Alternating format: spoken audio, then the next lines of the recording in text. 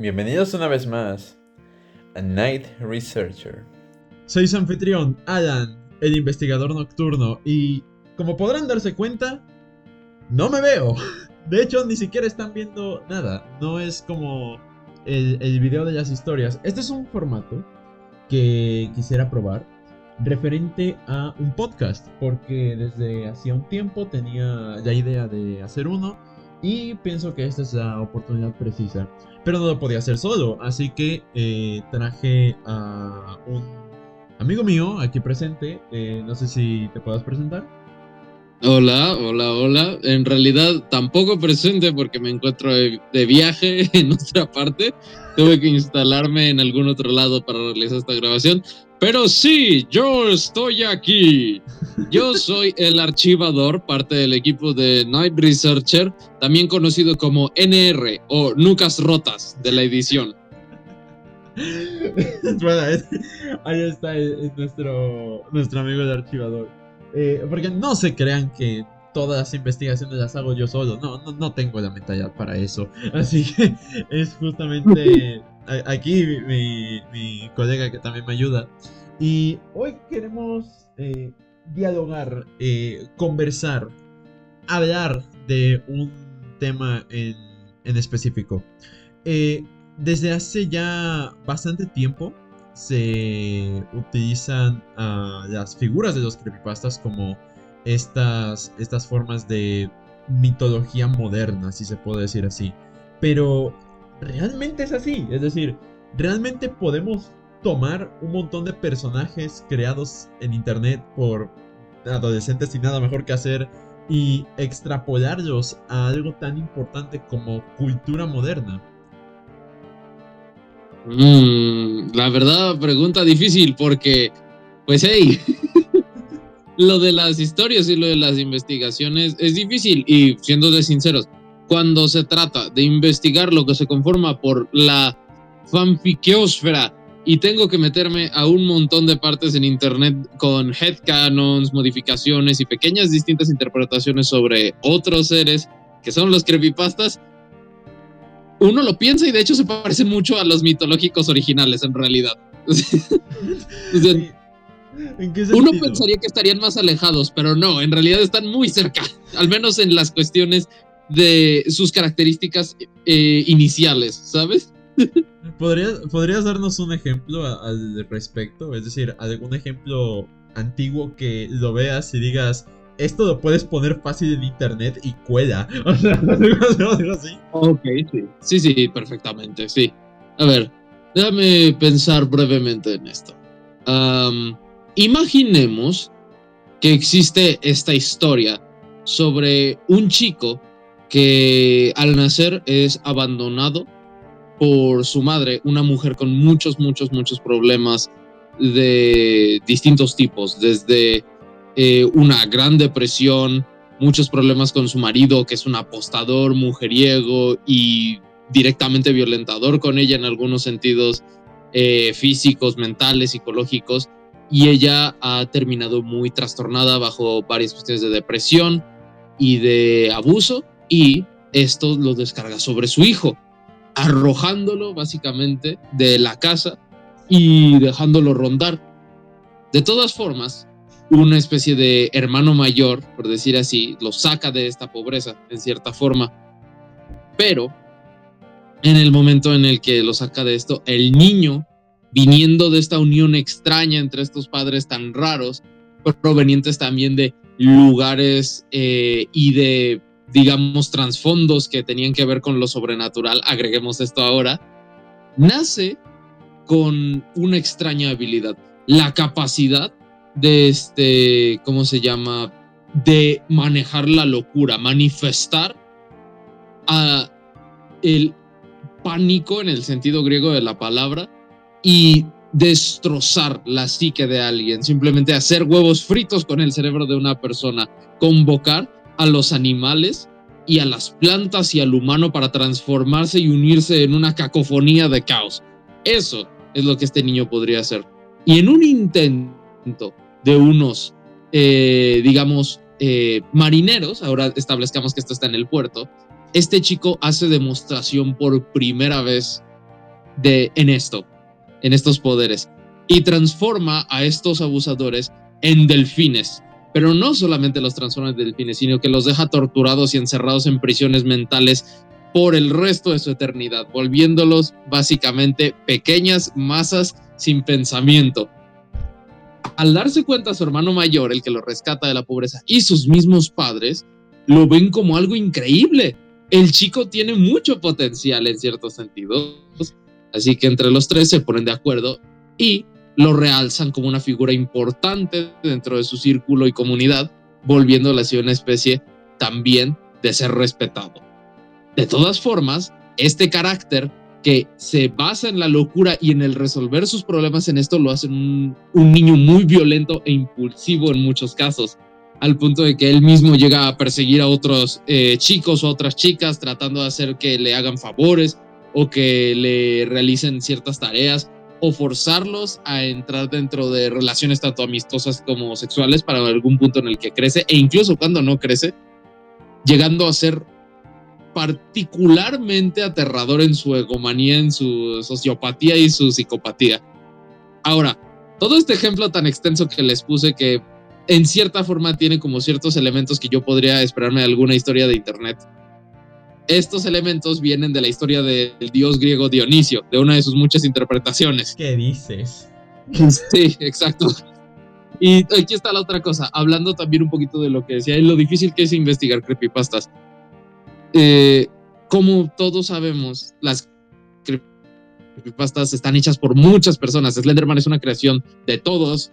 Jeff the Killer se ha vuelto tan extenso de que no se puede decir que una sola historia es un canon, y podemos decir que hay una especie de canon generalizado, algo que el fandom, la gente que revisa las creepypastas, quienes lo registran en wikis y tal, deciden como de, bueno, por aquí más o menos establezco que de manera general esto es lo que significa.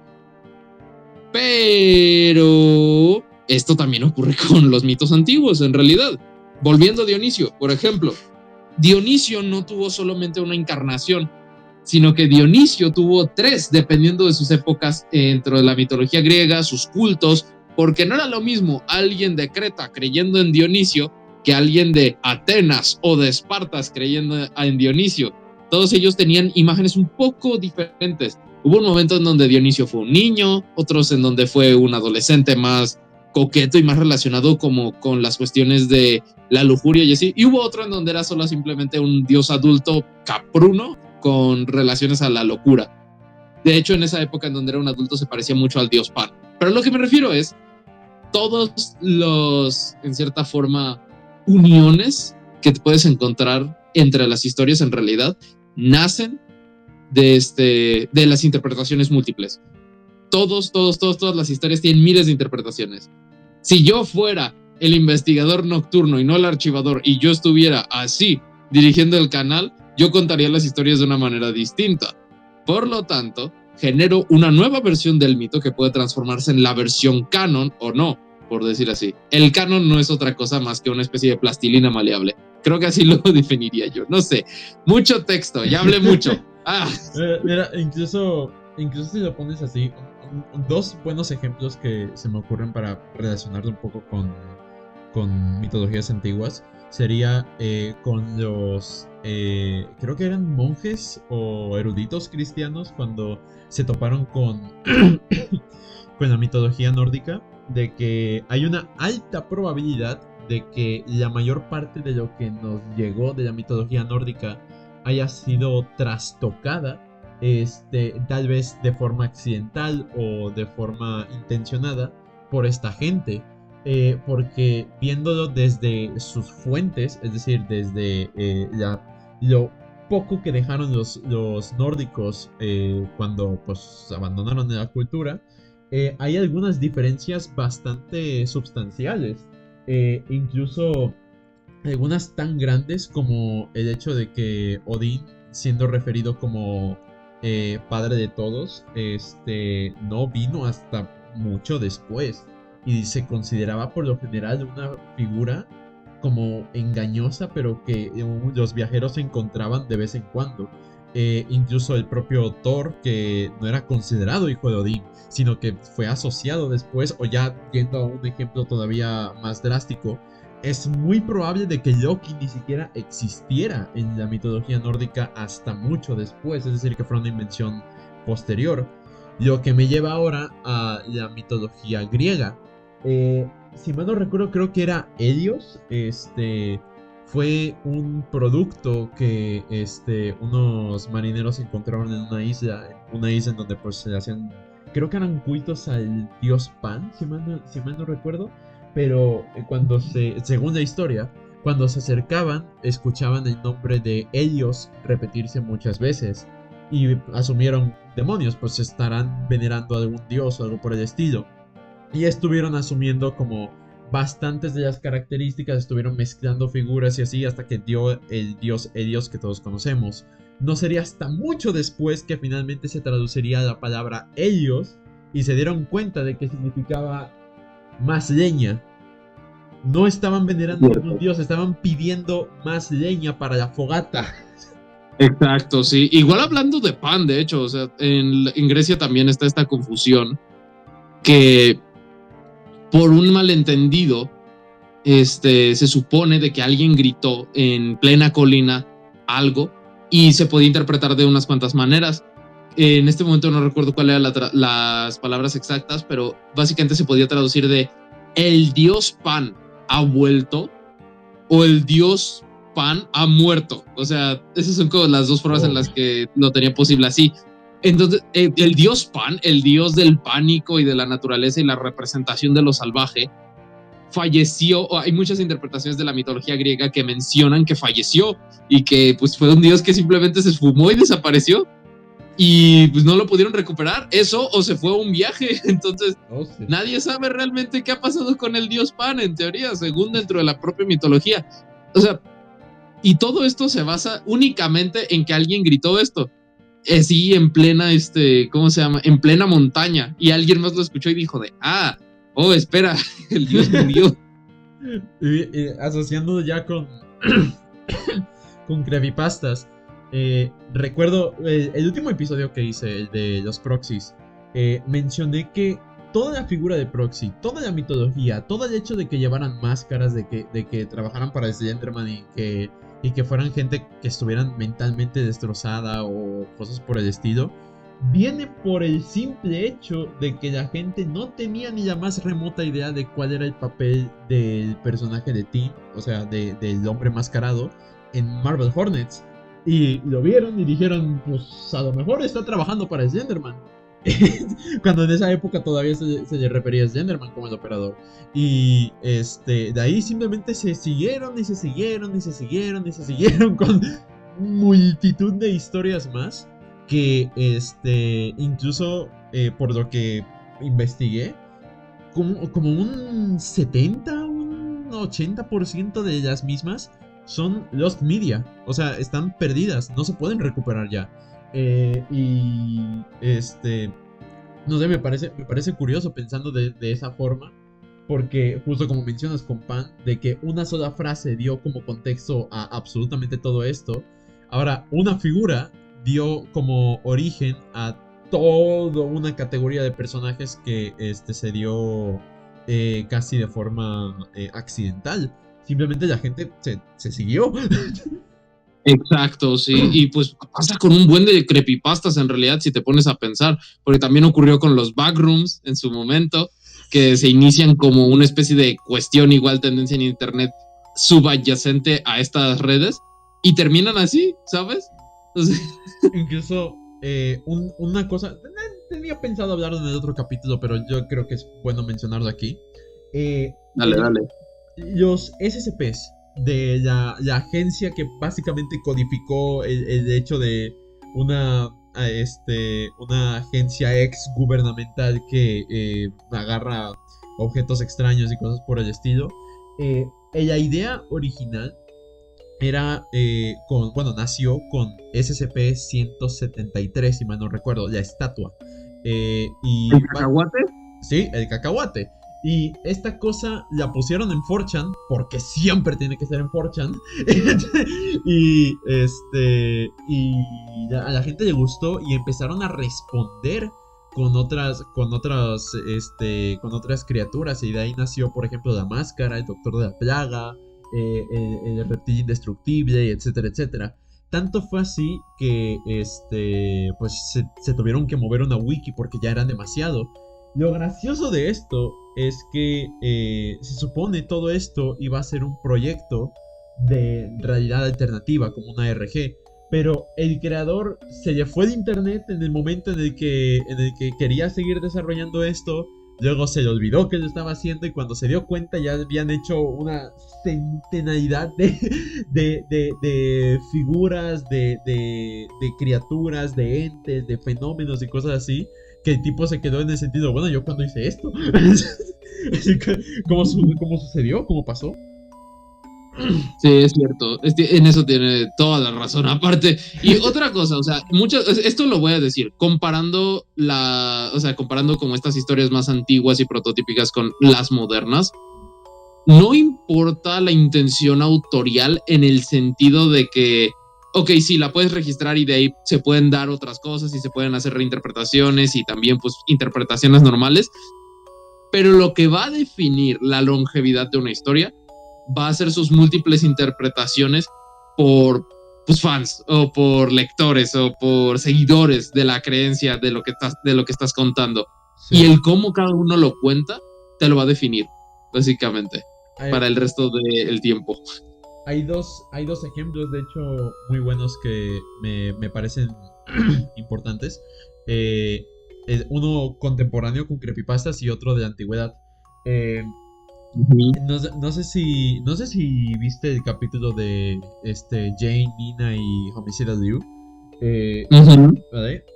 Si recordarás, Homicidal Liu en su versión original era un asesino. Era básico. De ahí viene el nombre. Por eso se llama Homicidal Liu. Era un sujeto que desarrolló síndrome de Estocolmo por lo que le hizo su hermano, y al grado de que lo defiende y todo, y hasta le justifica las acciones. Pero la versión moderna de Homicidal Liu es al contrario, es un justiciero. Es un tipo que de hecho está cazando a Jeff the Killer. Y es posiblemente de los personajes con mejor moral que hay. Y incluso en un momento hubo una interpretación que encontré hace un tiempo, ya tiene mucho, pero que mencionaba de que las cicatrices que tiene la cara y que tiene alrededor del cuerpo eran en realidad como al puro estilo de Frankenstein de Hotel Transilvania, de que se podía sacar las extremidades o algo por el estilo. No tengo ni idea de cómo, pero el punto es que todas estas, entre algunas que se fueron olvidando y otras que no, pues dieron como lugar a la figura moderna. Y, sí. Y con quién también más pasó esto, con Afrodita. Creo que era diosa del amor en la mitología griega, si mal no recuerdo. Sí, así es. Vale. Afrodita es muy probable, según registros arqueológicos, que ni siquiera haya sido una diosa propia de la región griega antes de la popular, ¿sabes? Y de hecho había como cierta controversia por aquel momento sobre cómo representarla. Los espartanos, de hecho, les encantaba la versión de Afrodita, diosa del amor y la guerra. Es decir, es una diosa que representaba ambas cosas. A los griegos no les gustó. No les gustó nada. Es en el sentido, ¿cómo vas a mezclar dos cosas en uno mismo, no? Y por eso los separaron con Ares. Y por eso también dentro de la mitología como que Afrodita cada rato le anda poniendo los cuernos a su marido con Ares. Y creo que había un escrito de Platón, si mal no recuerdo. Platón o Aristóteles, uno de los dos. Que era un diálogo entre Zeus y Afrodita, que básicamente es un rant, o sea, se puede traducir como un rant del vato diciendo de no mezclen Afrodita con la guerra porque no es un lugar para una mujer o algo por el estilo. Ya sabes cómo era. Pero sí. Pero me parece curioso porque justamente es este tipo de choque en las visiones que la gente tiene de una figura como tal, que al final terminó poniendo al personaje o a la figura en un modo como generalizado, en algo que ya dices Afrodita, inmediatamente piensas en ella, o dices Homicida Yu, inmediatamente piensas en ese tipo, no sé. Sí, claro, claro, claro. Porque aparte no puedes identificar, o sea, no puedes no identificar a cada uno de estos personajes directamente. O sea, desde Jeff the Killer, Ben Drowned, Sonic.exe, que igual es de otro estilo, las creepypastas de Pokémon, Slenderman, los Backrooms, Silent Hill en su momento, que técnicamente creo que no era uno, pero que siento yo que entra dentro de la misma categoría, similar. O sea, tienen todos una simbología ya tan común y tan remarcada, y este carácter aparte, que algo que tiene que ver muchísimo con las creepypastas es el formato en el que se hacen a menudo, que es como esta cuestión de las fotografías o del found footage o de ¿cómo es que se llama esto? Horror análogo, o sea, las cuestiones análogas también. Sí, terror analógico. Sí. O sea, todas estas cuestiones hacen que sea una figura hiper reconocible. Sus atuendos, sus rostros, sus máscaras. Las máscaras ayudan muchísimo a identificarlo, porque por mucho que puedas limpiarlos y lavarlos, esa máscara no cambia técnicamente. Ya de ahí pues ahí tienes otras cosas como el Tikitobi, este cabrón. ¿Cómo se llama? O no sé. O sea, todo aquel que tenga una máscara se vuelve reconocible a ese punto. Todo aquel que tenga una característica mayormente exagerada a la de un humano normal, por decir así, también es así. Este principio aplica con Jeff the Killer y con Slenderman también, por la sonrisa distorsionada y por la falta de expresión. Todo esto genera también una iconografía de pues monstruos modernos, en cierta forma, o criaturas mitológicas modernas. Y lo diré así porque estoy seguro de que hay animatics en algún lado de así, ¿cómo se llaman? Las creepypastas conviviendo todas entre sí como si fueran una familia o algo así. Y aparte también yo sé qué es lo que hacen con sus OCs todos ustedes. Y francamente lo apruebo. Gracias a eso así se hace el canon. Eventualmente podrán escribir fanfics que sean publicados en donde ustedes tienen relaciones con Slenderman. Y recuerden, es un personaje de dominio público, técnicamente. O bueno, no necesariamente. Tengo que revisar esto también de derechos autorales. Sí, 2-3, más o menos. Pero ya escucharon, el archivador aprueba sus fanfics. En efecto, los tengo todos grabados en la pupila. No puedo escapar. Fíjate, otro ejemplo que me parece interesante de decir, porque ahora mismo estamos haciendo un salto temporal enorme. Estamos pasando de mitología griega, que para nosotros es antiquísima, a internet, y parece una locura. Pero si mal no recuerdo, uno de los elementos que también caracterizan los panteones y las mitologías es la mezcla de figuras o de elementos. Yo recuerdo bien que básicamente el libro de Viaje al Oeste cimentó, mezcló y casi que popularizó muchísimas figuras, no solamente del folclore chino, pero también que iban hacia la India.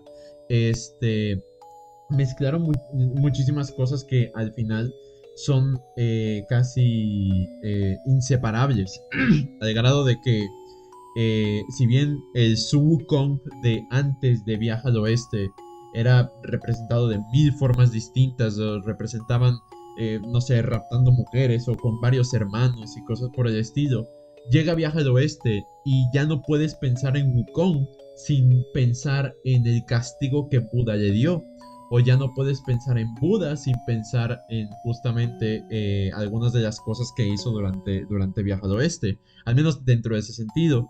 Y otro fenómeno que similar que se repitió fue irónicamente con los monstruos de la Universal y con las princesas Disney. Escúchame bien, déjame justifico. Déjame justifico.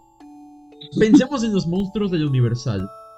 Frankenstein de Mary Shelley, ¿cuándo fue escrito? 1800 y pico, ¿no? 1860 y algo, no me acuerdo.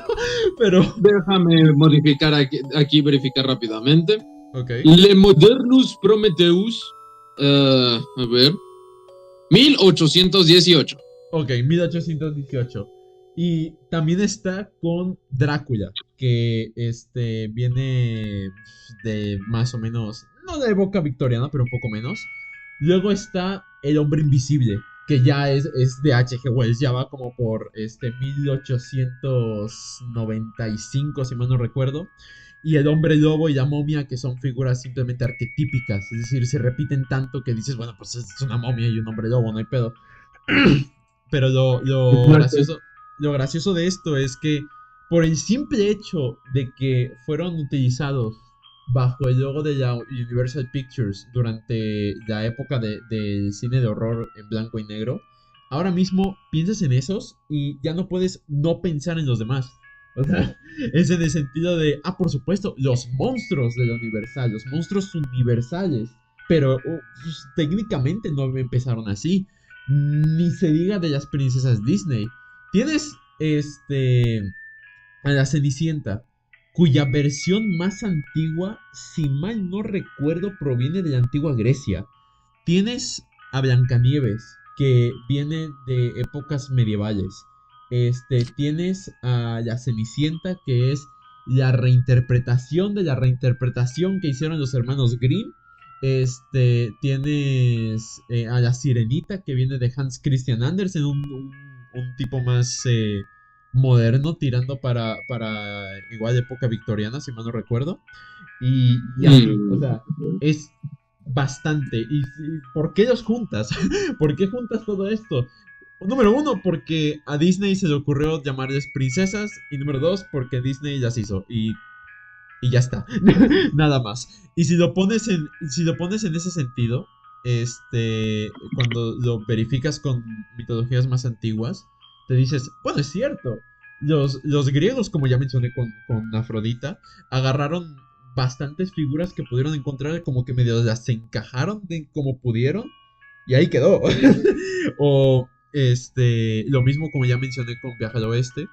Y no se diga de los creepypastas, que la única razón por la que se asocian a todos estos personajes en uno mismo, en un mismo colectivo, o en el tipo de que puedes agarrar una historia de terror como lo es Ides Jack, un original character de Newgrounds como lo es Jeff the Killer, una foto editada de Something Awful, y los juntas todos bajo un mismo título que es creepypastas, y ya no puedes dejar de pensar en ellos. O sea, al menos no puedes separarlos ya para este punto.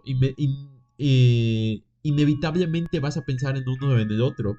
Y yo creo de que en parte también eso es lo que fomenta el hecho de que un panteón se desarrolle. No sé cómo lo veas.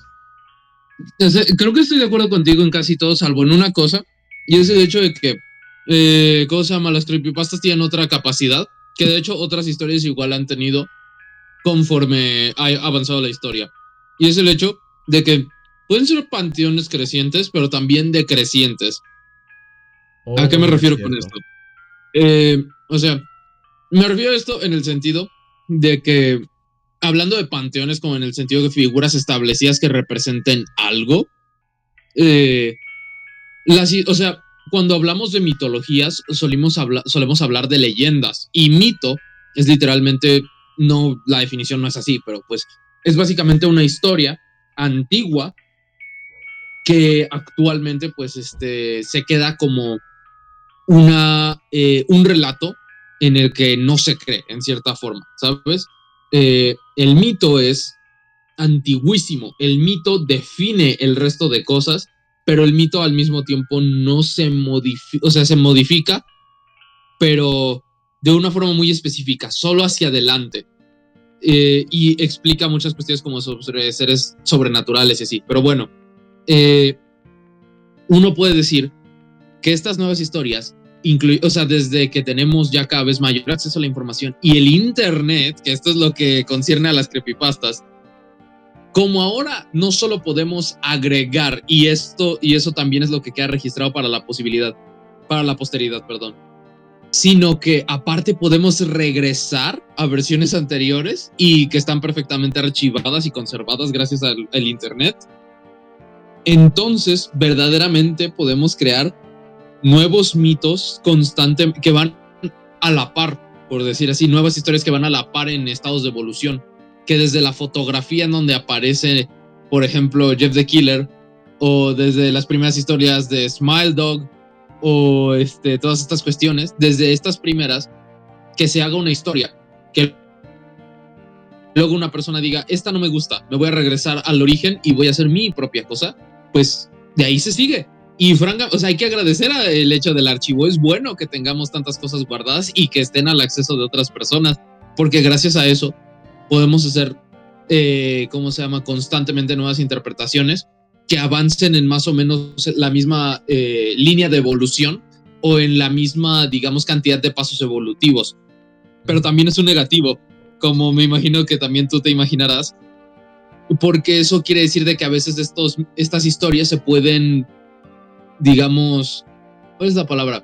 Volver rancias, se revuelven demasiado en su propio caldo y terminan, en lugar de avanzar a algún lugar más interesante, volviéndose simplemente réplicas o constantes, pues digamos, narraciones de una misma historia.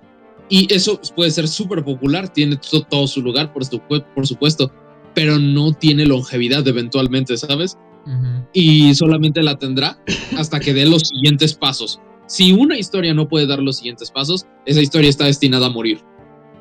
De hecho, justo creo que el mejor ejemplo de esto es lo que pasó con Slenderman, porque como ya expliqué en su respectivo capítulo, Slenderman empezó con la imagen, por supuesto, pero normalmente se popularizó con Marvel Hornets, que le metió básicamente todo lo que hoy en día asociamos con Slenderman. Es la serie por autonomía que en el momento en el que tú quieres investigar sobre Slenderman o quieres hacer un documental o ves un documental sobre él, te va a salir siempre Marvel Hornets. Pero no fue el único.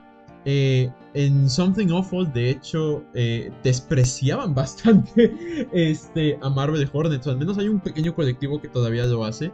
Y menciona de que no, que alejaron al personaje de su esencia o algo por el estilo. Y bueno, los desprecian por completo, pero los surgistas, como mencioné en su capítulo respectivo, que se quedan como en su zona de confort, una zona no muy grande, no lo voy a negar, que a la vez pues se alinea muy poco con otras obras de Slenderman.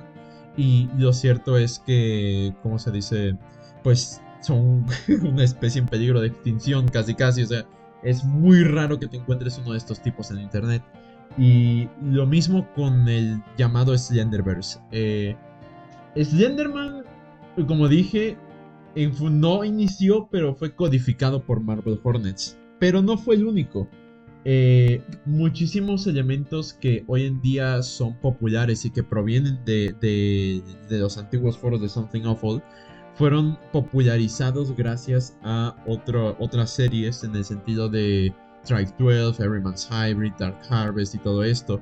Pero, y aquí hay una de mis mayores críticas con esa pequeña comunidad, una vez te ves Marvel Hornets, básicamente ya te viste todas. Al menos en el sentido de que, vale, sé que son arquetipos, sé que inevitablemente la humanidad va a llegar a las mismas cosas porque es la manera en la que uno trata la historia.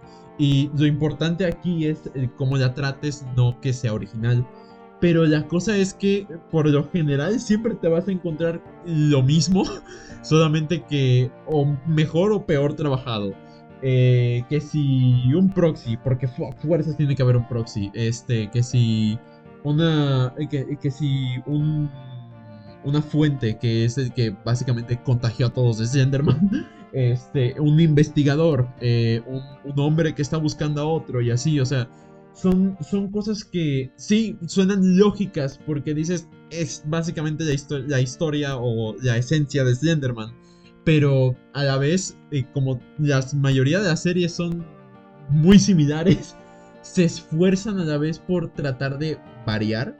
Y a la hora de variar, como no son bien aceptadas o porque no son muy bien recibidas, simplemente son ignoradas. Y al ser ignoradas, pues decaen en la popularidad. Y esto hace de que este núcleo de historia simplemente se revuelva en lo mismo. En lo mismo, en lo mismo, en lo mismo. Hasta que pues simplemente la comunidad murió. O sea, no hay... si tú ves los videos de la gente hoy en día que hablan del personaje, inclusive este canal, qué demonios, no llegan ni de lejos a lo que en algún momento fue como su auge. Y no fue por el tema de las niñas, no fue por el tema de la película, no fue por nada de eso. Es que simplemente está este núcleo en el que no se avanza tanto. Afortunadamente hay algunas cosas hoy en día que inclusive están empujando al personaje a diferentes puntos, a diferentes medios, a diferentes interpretaciones. Y es lo divertido, porque así dices, ok, ya se está volviendo una figura más mitológica y no simplemente la misma cosa una y otra vez. Pero pues, yo creo que es algo similar en el sentido de la misma cosa, y sabiendo de que puedes siempre como volver a la raíz de todo, pues hace de que esto se quede anclado, por decirlo de alguna forma. En el sentido, no, uno piensa en Slenderman y piensa en una criatura del 2010 o una cosa del 2010 tirando para 2015 y ya está. Más o menos. Sí, justamente. También la película no le ayudó en nada. Y esa sí estuvo mala, pero mala no en el sentido de como la interpretación de Slenderman no fuera interesante, mala en el sentido narrativo, eso sí está fea. Pero, o sea, también otra cosa es, con todo, todas estas cosas siguen siendo populares porque nosotros las llevamos en cierta forma. Yo me acuerdo de que yo estaba en primaria la primera vez que escuché de Jeff the Killer, lo cual también te da una idea como del tipo de audiencia al que realmente llegaba, porque estas historias tan exageradas eran interesantes e impresionaban, pero siento yo que ante todo también como tenían un cierto tono juvenil, ¿sabes?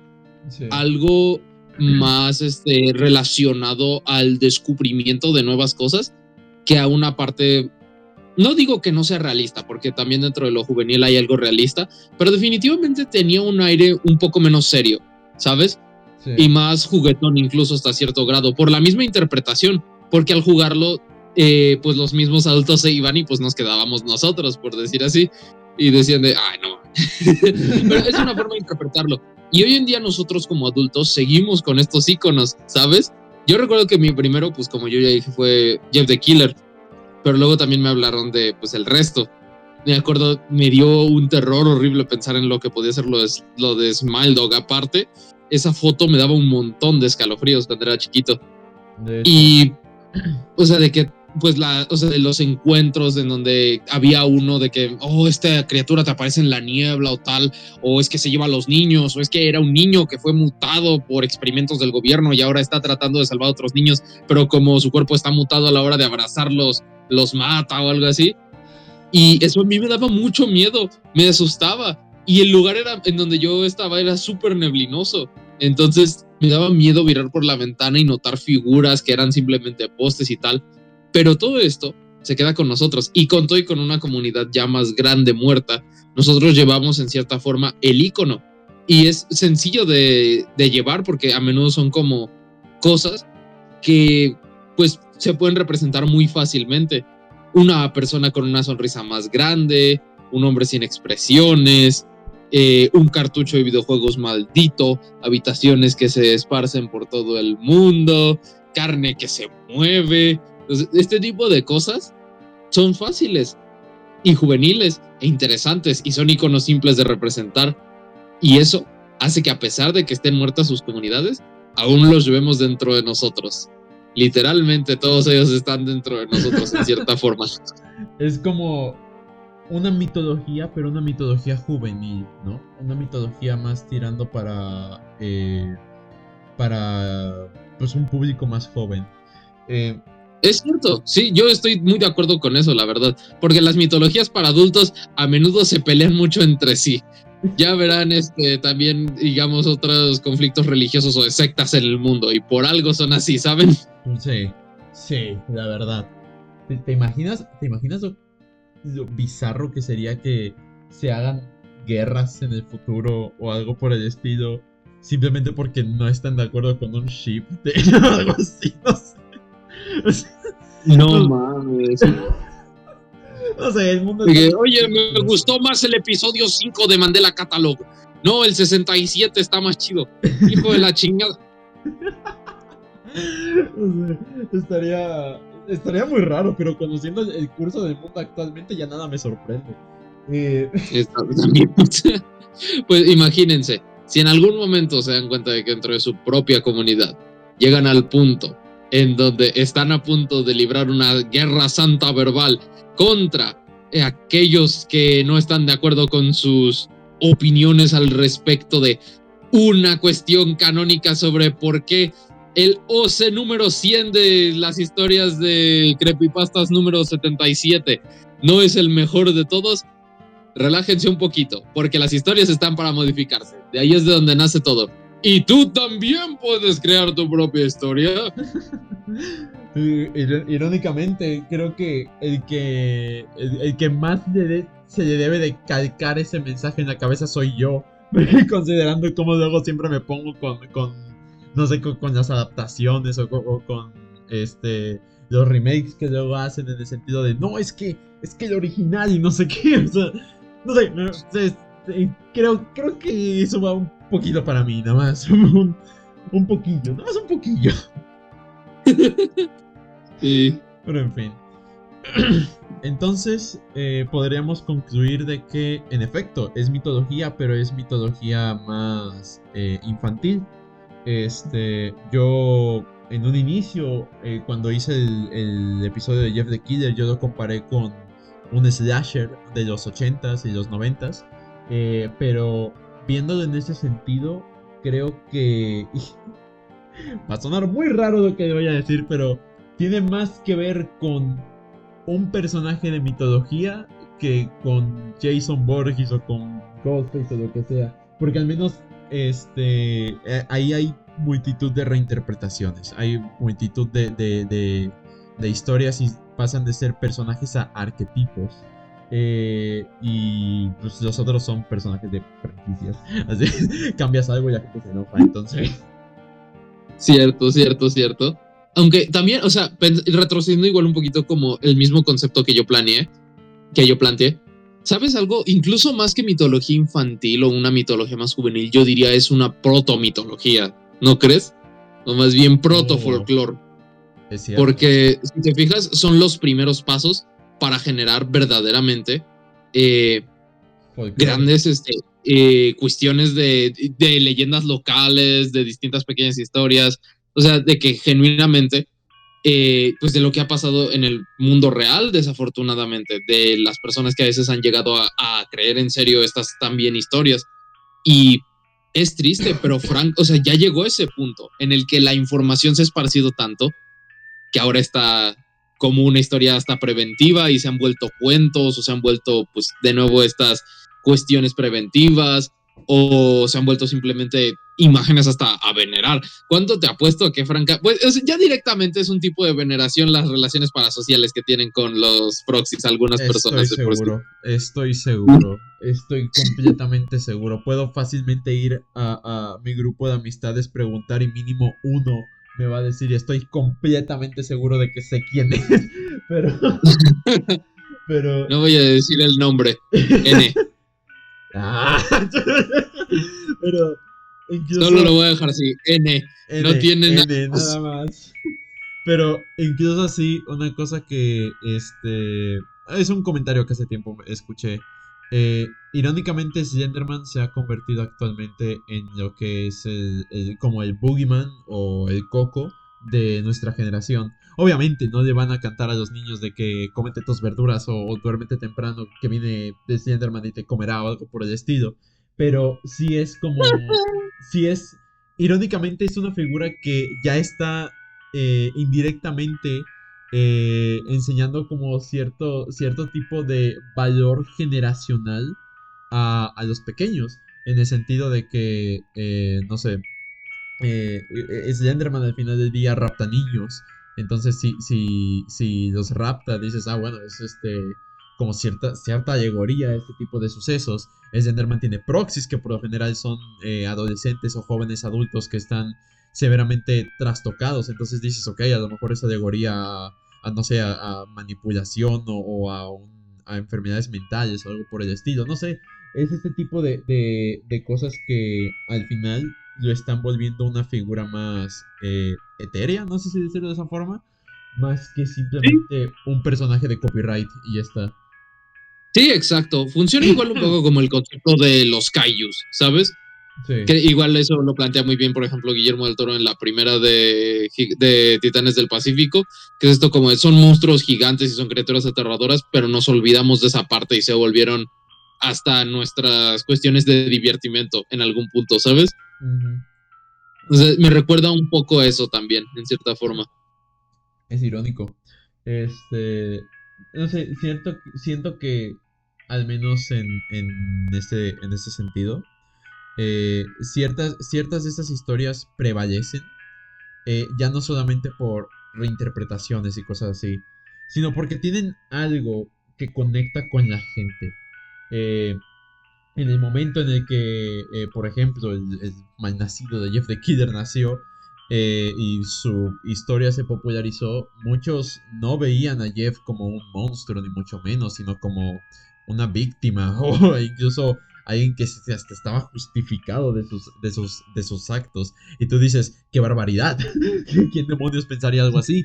Pero, este, pero luego ves el contexto de a quién le pegó esa historia y te das cuenta que no fue solamente a gente pues, no sé, que haya estado en situaciones similares o algo por el estilo, sino a gente joven, a gente que tal vez estuvieran con algo similar, pero pues no lo pudieran decir, quién sabe. El propio Ben Trauner también juega un poco con la nostalgia, en el sentido, vamos a agarrar un producto que es claramente nostálgico, que todo el mundo ama, pero le vamos a meter un twist. Le vamos a hacer algo que no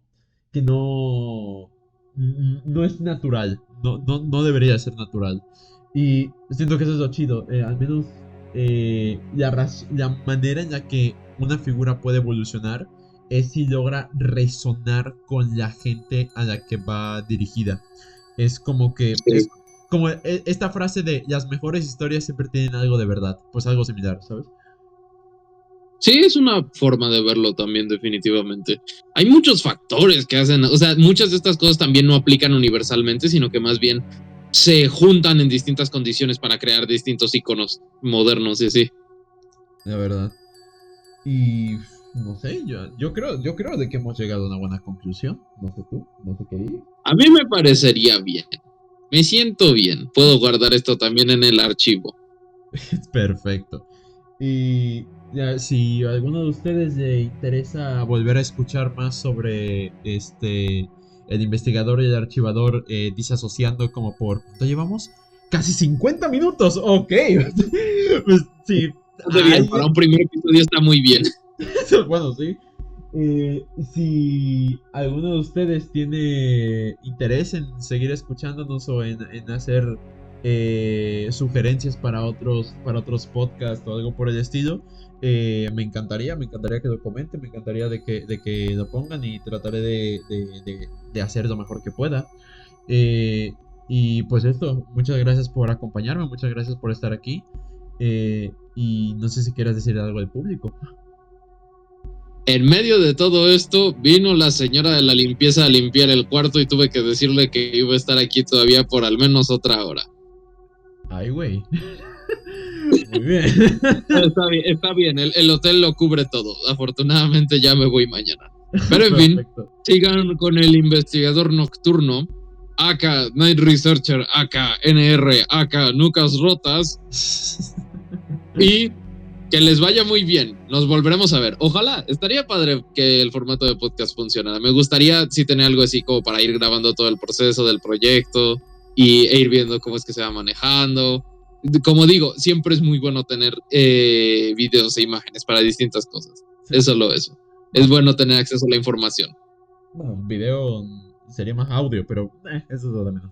Eh, Pues eso ha sido todo. Este ha sido Night Researcher junto con el archivador. Yo soy Alan, el investigador nocturno, y que tengan muy buenas noches.